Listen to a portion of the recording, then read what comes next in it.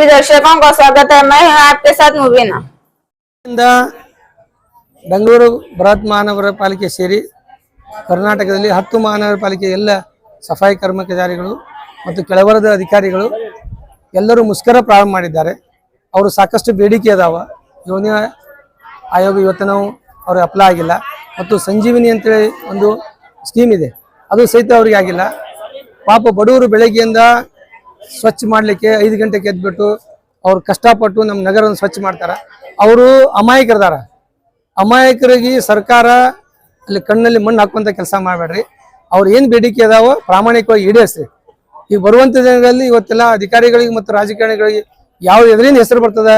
ನಾವು ರಾಜಕಾರಣಿಗಳು ಅಧಿಕಾರಿಗಳು ಕೆಲಸ ಮಾಡಂಗಿಲ್ಲ. ಅಲ್ಲಿ ಕೆಲಸ ಮಾಡೋರು ಕೆಳವರ್ಗದವರು, ಸಫಾಯಿ ಕರ್ಮಚಾರಿಗಳು ಮತ್ತು ಸಿಬ್ಬಂದಿಗಳು. ಆ ಸಿಬ್ಬಂದಿಗಳಿಗೆ ಸಿಗಬೇಕಾದ ಸೌಲಭ್ಯನೇ ಸಿಗಲಿಕ್ಕಂದ್ರೆ ನಮ್ಮನ್ನ ತೊಗೊಂಡು ಏನು ಮಾಡ್ಬೇಕು ಅವರು. ಆದ ಕಾರಣ ರಾಜ್ಯ ಸರ್ಕಾರ ಆಗ್ರಹ ಮಾಡ್ತೀವಿ, ಆದಷ್ಟು ಬೇಗ ಅವ್ರ ಬೇಡಿಕೆ ಈಡೇರಿಸಿ ಅವರಿಗೆ ಅನ್ಯಾಯವಾಗ್ಯಾರ ಅವ್ರು ನ್ಯಾಯ ಕೊಡಿಸಿ ಅಂತ ವಿನಂತಿ ಮಾಡ್ತೀವಿ. देखिए, कल से कर्नाटक में 10 महानगर पालिके सभी सिब्बंदी, सफाई कर्मचारी और आरओज सभी का स्ट्राइक मुस्कर कर रहे हैं. ये कर्नाटक सरकार का आग्रह है, जो तकलीफ़ें है सफाई कर्मचारी में काम करने वाले, उसका जो आग्रह है आप तुरंत निवेदन है आप मीटिंग लेकर इसका जिम्मेदारी कौन है, इसका क्यों स्ट्राइक कर रहे हैं, इसका प्रॉब्लम क्या है सॉल्व करना चाहिए. क्योंकि ये बहुत गरीब लोग काम करते हैं. सुबह 5 बजे उठ को और बच्चों को छोड़ को और रोज़ इतना काम वफादारी से करते और झाड़ू करते और सिटी क्लीन करते, उसे सभी देखना पड़ता है. ये बड़े ऑफिसर वहाँ ऊपर बैठ कर, बड़े राजकारणी वहाँ बैठ को काम नहीं होता.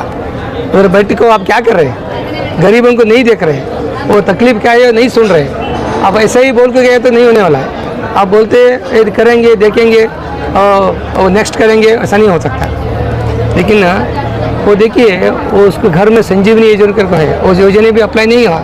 वो बेंगलुरु में बड़े बड़े ऑफिसर को हुआ और टोटल ये महानगर पालिका जो तकलीफें काम करती है उसको नहीं हो रहे हैं. हमारा आग्रह क्या है, जब ज़रूरत का किसका है, कहाँ ज़रूरत ये योजना करिए तो वो गरीब लोगों को हेल्प होता, वहाँ अप्लाई कर दीजिए. ये हमारा आग्रह है. मैं महानगर पालिका सदस्यों को भी मैं उसको साथ हूँ, उसको सपोर्ट कर रहा हूँ. सभी हमारा कॉर्पोरेटर सपोर्ट है. आने वाले दिन में सिटी क्लीन रहना और अच्छा सिटी है करके नाम आना का तो ये गरीब लोग काम करने के बाद ही आता है. सर, यहाँ पर जितने भी लोग धरना बैठे हैं सभी सफाई कर्मचारी हैं. सभी सफाई कर्मी 90% सफाई कर्मी है. बाकी का जो ऑफिस स्टाफ है, हाँ स्टाफ का भी तकलीफ बहुत है, उसका भी है. वो सभी वो आग्रह है, और हमारा भी जरा बेड़ी है वो कर निकल सीधा कर दिए बोल रहे हो. लगभग कितने लोग यहाँ पर धरना बैठे हैं अभी? मेरे ख्याल से 200 प्लस है. क्या मांग है इनकी, सरकार से क्या मांग लेकर बैठे हैं, क्या चाहते हैं? ये बोल रहे हैं ना 7वां वेतन आयोग और संजीवनी जो इंश्योरेंस है, तो इसलिए दोनों अप्लाई होना चाहिए. और अभी 3-4 है उसका बेड़ी के, वो सभी आग्रह है.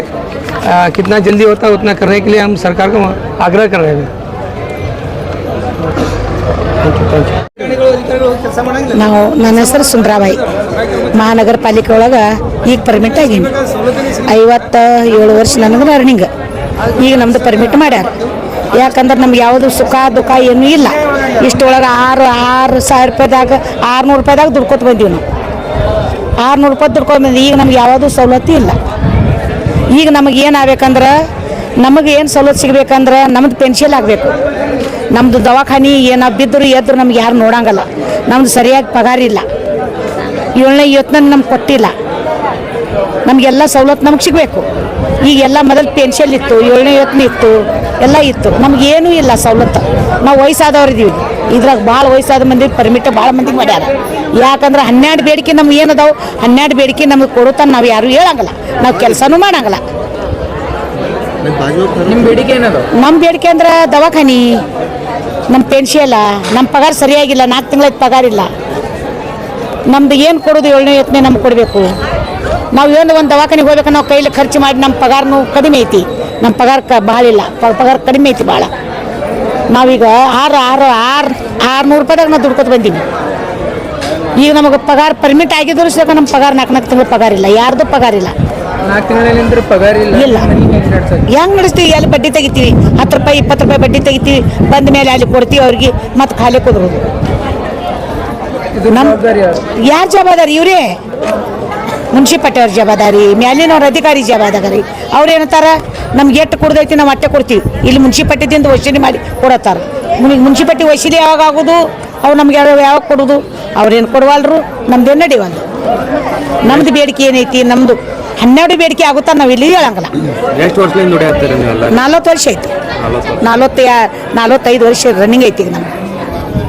ತಮ್ಮ ಹೆಸರು? ಹಾಂ, ತಮ್ಮ ಹೆಸರು? ನನ್ನ ಹೆಸರು ಸುಂದರಾಬಾಯಿ ರಣದೇವಿ. लेटेस्ट न्यूज अपडेट्स के लिए YouTube एक्सप्रेस को सब्सक्राइब कीजिए, साथ में बेल आइकॉन को भी क्लिक कीजिए, साथ ही साथ लाइक, शेयर और कमेंट करना ना भूलिए।